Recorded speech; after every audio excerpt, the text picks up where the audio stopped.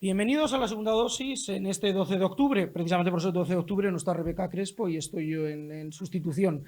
Día de la fiesta nacional, ya lo sabemos todos, de la fiesta nacional que es de todos, a pesar de que algunos durante décadas se la hayan quedado.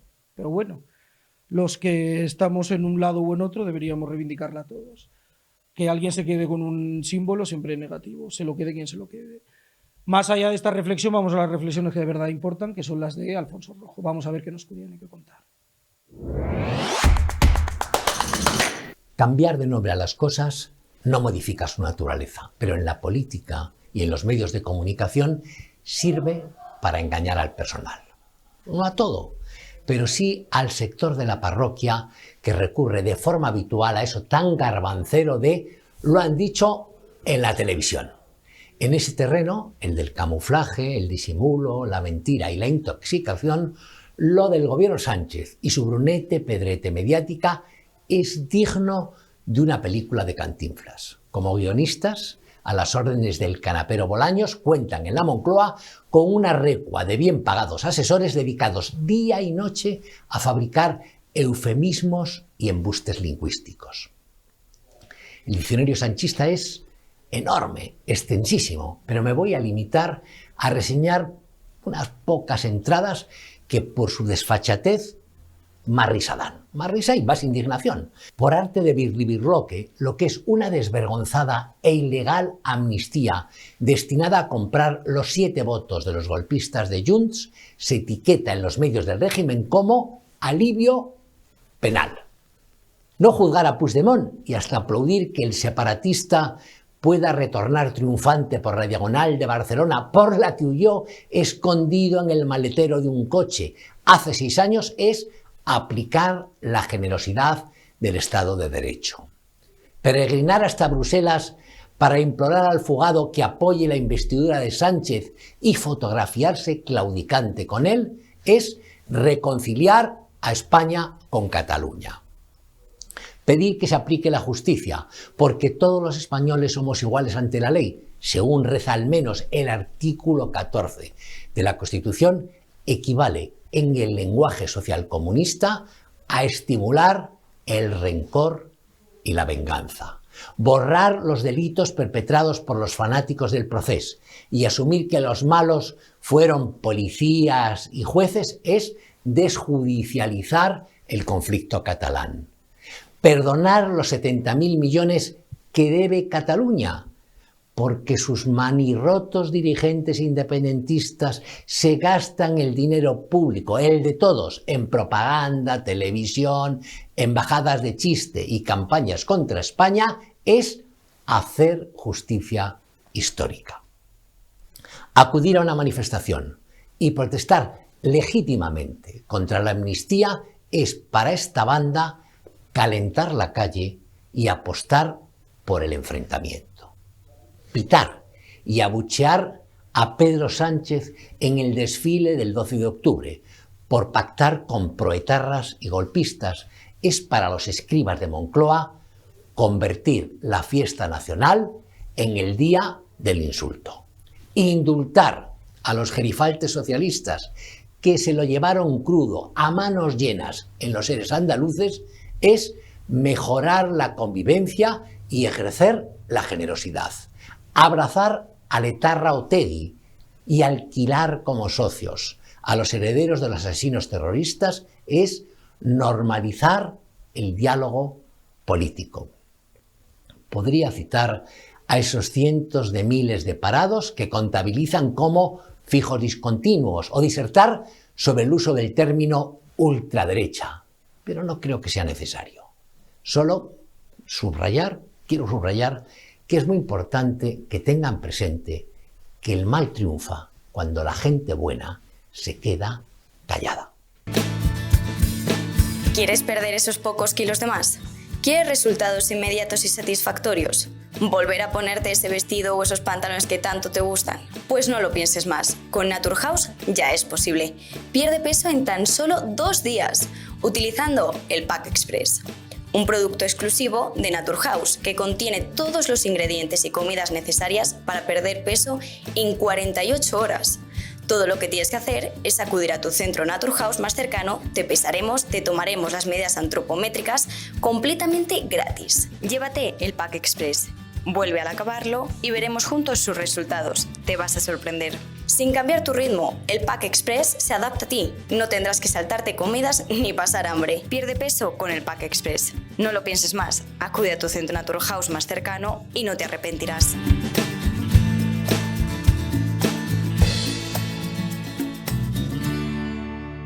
Seguimos aquí en la segunda dosis en esta edición especial del 12 de octubre y bueno, vamos a andar un poco sobre la fiesta nacional, por qué el 12 de octubre se celebra esta fiesta nacional, desde cuándo lo es y bueno, un poco sobre a veces la polémica que rodea esta fiesta, que bueno, hay mucha gente que considera que no le representa como Día Nacional de nuestro país. Y vamos a hablar sobre estos temas con el periodista Alex Navajas. No sé si está ya con nosotros. Alex, ¿cómo estás? Bueno, muchas gracias por estar en festivo primero con nosotros. Buenos días y feliz Día de la Hispanidad. Desde luego, mucho para celebrar. Muchas gracias por estar con nosotros en un festivo. Te quería preguntar, en la denominación del día, sabemos que es la fiesta nacional de nuestro país, el 12 de octubre, hay a veces mucha polémica o mucho desconocimiento, porque yo creo que la polémica va muchas veces unida a la falta de información sobre cómo denominar a este día. Está claro que es el Día del Pilar, eso lo tenemos todos claro. O sea, felicidades a las Pilares desde aquí, pero más allá de eso y de que es la fiesta nacional, a veces se le denomina fiesta de la Hispanidad, a veces se le ha denominado históricamente fiesta de la raza. Cuéntanos un poco. Día de la Hispanidad me parece extraordinario y me parece además que si los españoles tenemos algo de lo que podemos mirar a nuestro pasado con absoluto orgullo, es precisamente ese esfuerzo por haber hecho llegar la hispanidad a todos los rincones del mundo. ¿Y qué es la hispanidad? Pues la hispanidad es nuestra cultura, nuestras costumbres, nuestra fe también, nuestro idioma, nuestra forma de ver las vidas, nuestra defensa de los derechos humanos. Entonces, efectivamente, tú lo has dicho, yo creo que hay mucho de desconocimiento, pero cuando uno ve, por ejemplo, que la escuela de Salamanca ya desde el siglo XVI y XVII está defendiendo a los indios, dándoles el mismo estatus que a cualquier ciudadano español. Que uno dirá, joder, pues qué descubrimiento. Bueno, pues es que en ese momento sí que era un descubrimiento. Que la reina Isabel la Católica ordenara que todos los ciudadanos de su reino tenían exactamente la misma condición y que todos eran hijos de Dios, por lo tanto eran hermanos, por lo tanto tenían los mismos derechos. Eso a principios del siglo XVI era una cosa absolutamente revolucionaria. Por eso cuando ponen a Abraham Lincoln como ejemplo, ¿no? Por haber dicho, haber defendido que todas las personas eran iguales, incluso los negros, etcétera, etcétera, allá por el siglo XIX, pues dicen, hombre, pues es que nuestra reina Isabel la Católica ya a principios del siglo XVI ya dijo eso. Entonces, claro que hay mucho para celebrar. ¿Qué ocurre? Que evidentemente las personas que desconocen o que directamente deforman, distorsionan lo que es la fiesta nacional y lo que ha supuesto la hispanidad, pues evidentemente dicen, pues nada que celebrar. No, nada que celebrar salvo tu ignorancia, porque tu ignorancia es digna de cualquier cosa de menos de celebración. Vuelvo a decir, España ha tenido una de las grandes historias de la humanidad, es una de las naciones más gloriosas. Y esto no es un chauvinismo rancio o esto no es negar los errores. Pues claro que ha habido errores. Pues ¿cómo no ha habido errores? Pero si es que en mi vida hay errores y en la vida de cualquiera de nosotros y cualquiera de los que dice nada que celebrar y que la historia de España ha sido nefasta, pues, ¿acaso tu historia no tiene etapas oscuras, etapas sonrojantes, etapas vergonzantes? Pues claro que ha habido errores. Por supuesto que ha habido errores en la historia de España.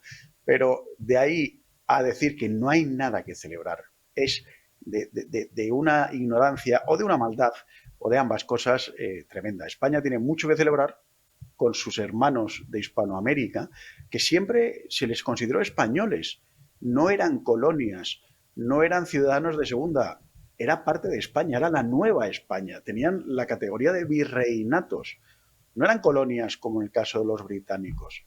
Se dio el mestizaje, se fomentó la cultura y se recuperó incluso la cultura de aquellas tribus, especialmente, por ejemplo, los idiomas, que si han llegado hasta nosotros el quechua y tantos otros idiomas, fue por la labor de muchos misioneros y de muchos españoles que preservaron esas lenguas originales indígenas, cosa que ciertamente en Norteamérica no se puede decir. En fin, es que el que no quiera ver estas cosas, ¿verdad? Tiene una ceguera absolutamente voluntaria. No, además, bueno, todos los países tienen, todas las naciones celebran un día nacional. Los vecinos portugueses, por ejemplo, es el 10 de junio, los franceses el 14 de julio, en fin. Y es verdad que las fechas históricas a veces, pues como bien has dicho, tienen esa esa ambivalencia. Nada hay 100% perfecto ni 100% execrable, eso estamos de acuerdo. Ahora entraré en lo de la fiesta nacional que me interesa. Voy a lo de la denominación, porque, bueno, acabas de decir el Día de la Hispanidad. Es verdad que en algunos cada vez se utiliza menos ese concepto aquí en España, en algunos países de Latinoamérica se sigue utilizando. En su día se utilizó el Día de la Raza, ahora te preguntaré por esta denominación, que es verdad que está muy vinculada al franquismo, injustamente porque se utilizó antes, pero bueno, es verdad que el franquismo lo utilizó mucho.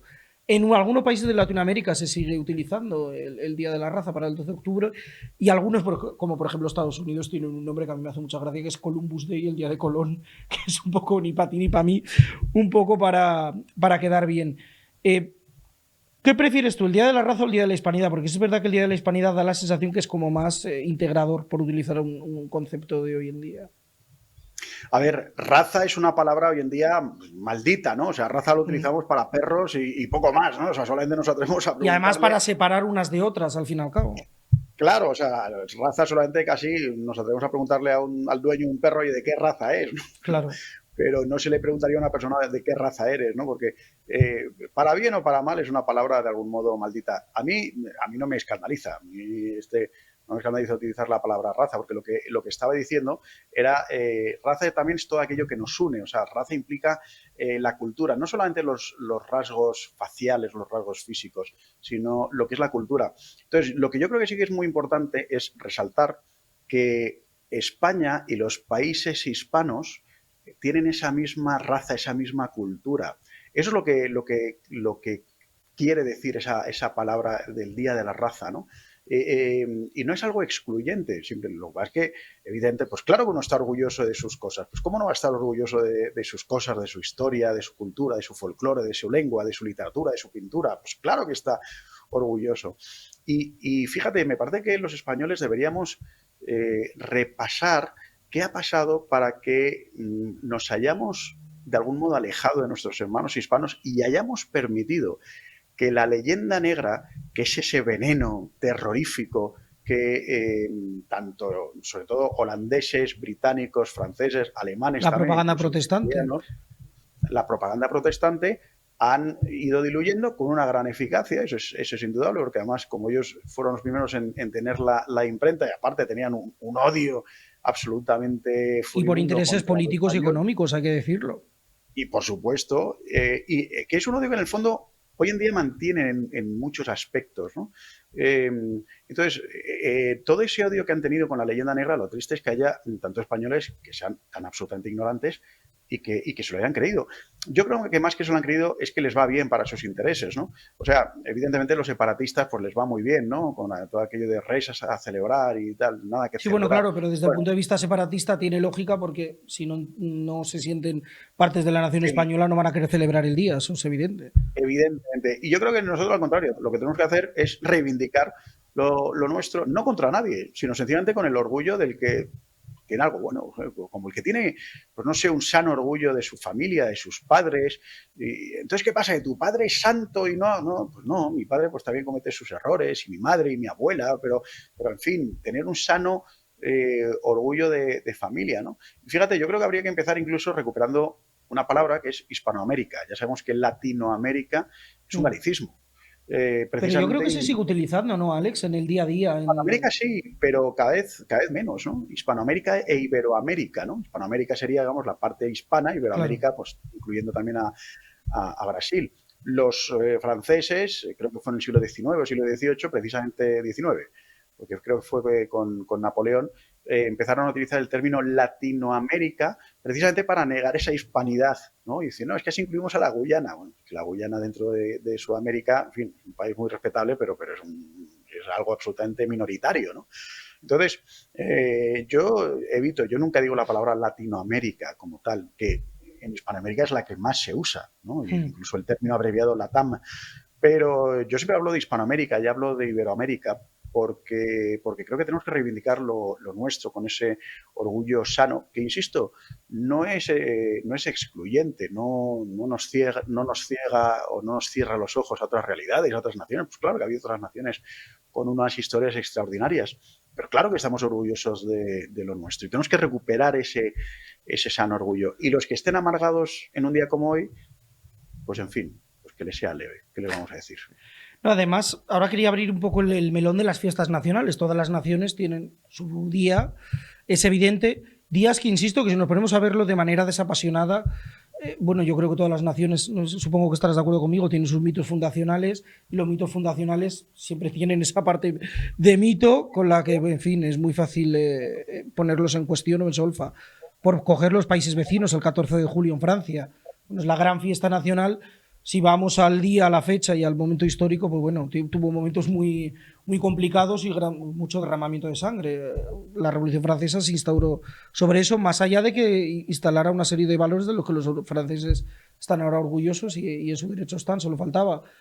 Bueno, yo creo que revisando las fiestas nacionales, yo creo que el único día un poco más aséptico, por decirlo de alguna forma, es el de los vecinos portugueses, que tienen el 10 de junio, que es el día de la muerte de Camões, que bueno, no deja de ser un poeta, con lo cual en ese sentido no se pillan las manos por ningún lado.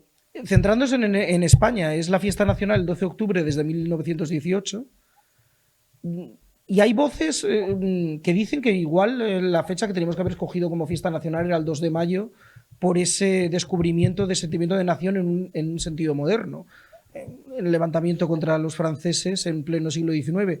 ¿Estás de acuerdo con esto de que, bueno, de que el 2 de mayo igual ahora ha arrebatado la fecha la Comunidad de Madrid? Lo sabemos todos, que ya ves lo que tenía que ver el 2 de mayo con el proceso autonómico, pero bueno, ¿hubiese sido una fecha más integradora el 2 de mayo o en la que estaríamos de acuerdo? No, yo creo que no, porque además, insisto, los que protestan son los de siempre y yo es que no les hago el más mínimo caso. A mí me parece que efectivamente el 12 de octubre es una fecha de una extraordinaria importancia en la historia, no de España, sino de la humanidad, que 1492 es un año, ¿no? Lo llaman el año de los milagros en España, porque se recupera Granada, otra fecha que a algunos no les gusta nada, a mí me parece maravillosa. El 12 de octubre, que es otra fecha extraordinaria, que se abre el nuevo mundo al conocimiento, con lo cual a mí me encanta esa fecha. Me encanta también el 2 de mayo de 1808, ¿cómo no? Pues cuando se levanta el español contra el invasor francés. Y tú has dicho antes una cosa, y creo que tienes toda la razón, el tema de la Revolución Francesa. Bueno, es que la Revolución Francesa trajo muchas cosas buenas. Bueno, vamos a cogerlo con pinzas, ¿no? A mí me parece que en el tema de la Revolución Francesa, en la Ilustración, etcétera, etcétera, se ha mitificado. Hay episodios absolutamente trágicos en la Revolución Francesa, como es, por ejemplo, lo que ocurrió con los ciudadanos de la Vendée, que es un tema muy desconocido y que creo que es importante conocer porque el grado de deshumanización, el grado de espanto. Estamos viendo ahora estos días lo que están haciendo los de Hamas con Israel y viceversa, porque ninguno de los dos son hermanitas de la caridad. Bueno, pues que eso ya en la Revolución Francesa uno lee lo que hacían en la Vendée. Por ejemplo, cuando uno de los generales se gloriaba incluso de que se hacían las botas con la piel de los bebés porque eran más suaves que la piel de un hombre normal. Bueno, pues eso es parte de la Revolución Francesa. Igual que si hablamos de Robespierre, igual que si hablamos de la guillotina, en fin. Me parece que la Revolución Francesa no hay que cogerlo solo como qué bien acabó con el absolutismo y trajo la igualdad entre los hombres. No. A ver, claro, ¿no? Y además hay que tener en cuenta el contexto. Es verdad que en el 19, la propia palabra lo dice, fue revolucionario con respecto a las estructuras políticas, pero visto desde la perspectiva de 2023, pues bueno, tú acabas de decir una frase, los derechos de los hombres, las mujeres no existían, no hablemos de otras minorías, el racismo en el nuevo Estado estaba perfectamente implantado. Son cosas que con el devenir del tiempo afortunadamente se fueron limando y encontraron otras vías de escape, a Dios gracias. Volviendo un poco a lo de las naciones, es verdad que el 19 es cuando se crean las naciones modernas, tal y como las entendemos. Es verdad que todas las naciones europeas buscan una fecha en esa época con la que entroncar con su historia. A España le costó mucho encontrarla. Hay que recordar que hasta 1918 no hay una fiesta nacional clara. ¿Por qué le costó tanto encontrar a España una fecha que además parece obvia, 1492, por todo lo que estamos comentando? Quizá porque sea una especie de inquietud más moderna, ¿no? O sea, efectivamente es algo más propio de la edad contemporánea, que no se celebraba con antelación. Pero a mí me parece que a nadie se le pone en duda que 1807 era tan nación española como 1808. O sea, Claro. todas aquellas personas que se empeñan... Vamos a ver, hay una manipulación tremenda de la historia. Lo estamos viendo, por ejemplo, con el famoso 11 de septiembre de 1713, ¿no? Aquellos que tratan de presentar que Casanova defendió Barcelona realmente contra las tropas españolas y que Casanova era un patriota catalán. O sea, es que es una cosa tan absolutamente Cuando ni siquiera el ridícula. concepto moderno de nación estaba instaurado, era más un tema de Claro, o sea, reinos, en fin, de poder político. claro, o sea, decir que Rafael Casanova en 1713 defendió Barcelona porque él se consideraba un catalán y era en contra de la invasión española, pues en fin, no sé, pues es como decir, hablar de dragones y de hadas madrinas, de verdad, es que está a ese nivel, está absolutamente a ese nivel, ¿no? Histórico. Entonces, hay mucha fábula, ¿no? O como presentar, por ejemplo, a los indígenas, a los pueblos indígenas de la América hispana como pues una especie de pueblos absolutamente armónicos, en conjunción con la naturaleza, que vivían en unas sociedades absolutamente igualitarias hasta que llegó el perverso conquistador español.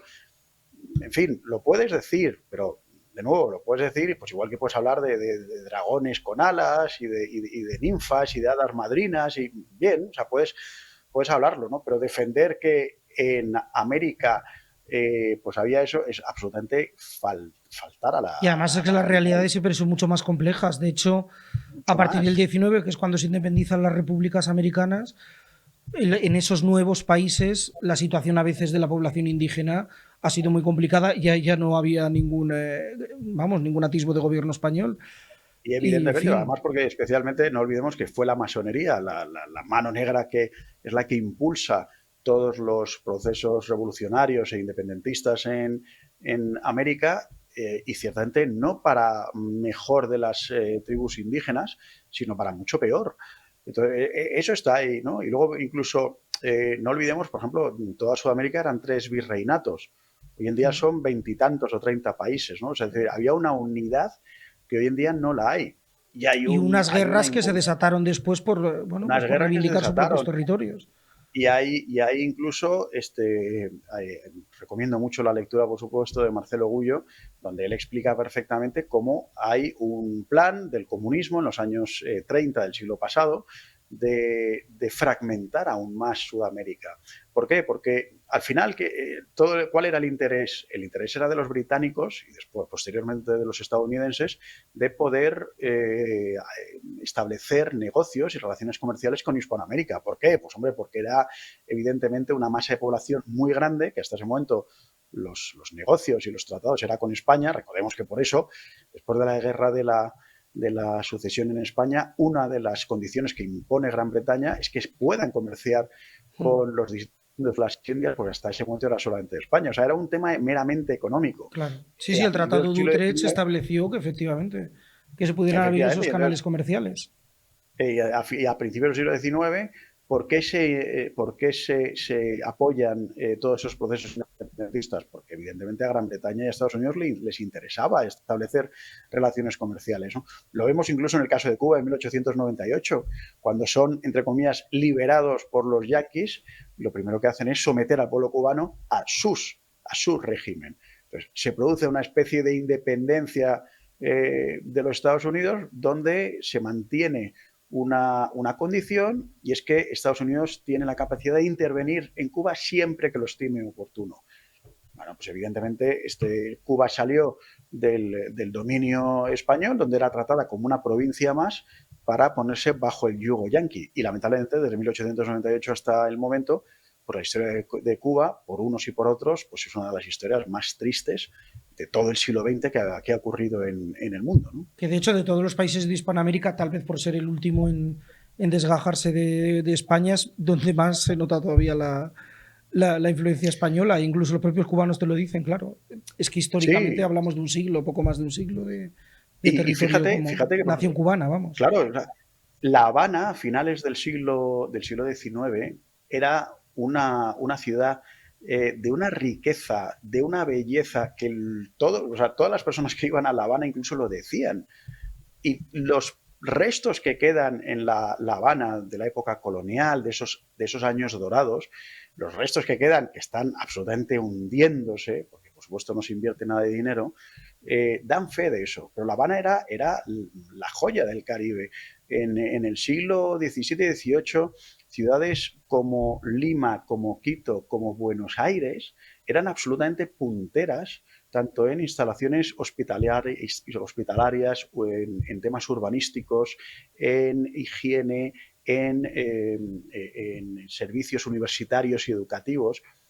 Y hay muchos testimonios de diversos viajeros de todo el planeta que iban a Buenos Aires, a Lima, a Quito, a Ciudad de México también, y se deshacían en halagos hacia esas ciudades. O sea, no estamos hablando de que eran pues una especie de fuerte como en Estados Unidos, ¿no? Un fuerte donde estaba un contingente de soldados, simplemente no, eran auténticas ciudades con una arquitectura, con una riqueza, con unos edificios al nivel de cualquier otra ciudad europea. Eso está ahí, insisto, para el que lo quiera ver. Y eso es lo que celebramos hoy, el Día de la Hispanidad. Y además, en el caso de los cubanos, hay que decir, por puntualizar, que a pesar de las circunstancias del país, siguen cuidando todo lo que pueden esos vestigios, porque los sienten como propios y hay que decirlo más allá de las circunstancias que viva la nación cubana ahora mismo.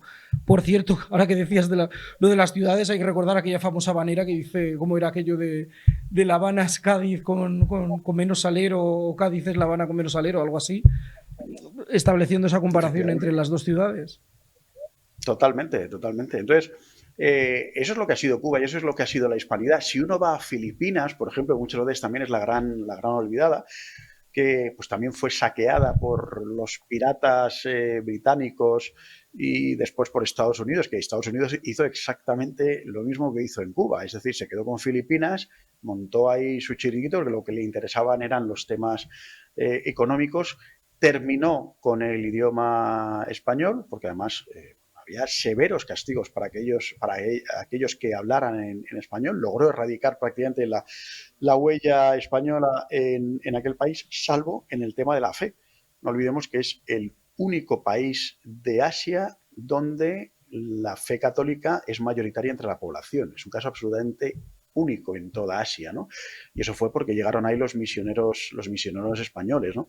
Que también podríamos hablar, por supuesto, de la labor que tuvieron esos misioneros en todo el planeta. O sea, es absolutamente extraordinario ver cómo esos misioneros, por supuesto, llegaron a Hispanoamérica, la labor extraordinaria que hicieron los jesuitas, ¿no? O sea, se ha hablado mucho del tema de las reducciones de Paraguay, pero también en Texas, en Nuevo México. En fin, todo eso que luego, curiosamente, algunos tratan de llevar el agua a su molino y decir que eso fue una especie de experimento del comunismo. En fin, un experimento comunista en el siglo XVI, XVII, en fin, el que no tiene imaginación es porque no quiere, ¿no? Pero y además está bien que puntualices lo de Filipinas. Uno de los rumores que siempre el mundo vaticano siempre vive rodeado de rumores, ya lo sabemos, dicen que uno de los posibles papábiles cuando acabe el pontificado de Francisco, uno de los hombres que citan siempre en las ternas vaticanas es Monseñor Tagle, precisamente por la influencia que es filipino, precisamente por la influencia católica, y bueno, porque esto es un bastión del catolicismo dentro del mundo asiático. Efectivamente, sí, aunque bueno, si nos vamos a hablar de ternas con el Papa Francisco es complicado, porque si hay una cosa que está clara en este pontificado es que ha quedado todo como bastante difuso, ¿no? Bueno, pero bueno, sí, efectivamente, el cardenal Tagle es un posible candidato, ¿no? Primero que el Papa Francisco viva los años que tenga que vivir y luego ya veremos. Pero sorprendentemente España sigue siendo a día de hoy, por ejemplo, el país que tiene más misioneros de todo el mundo.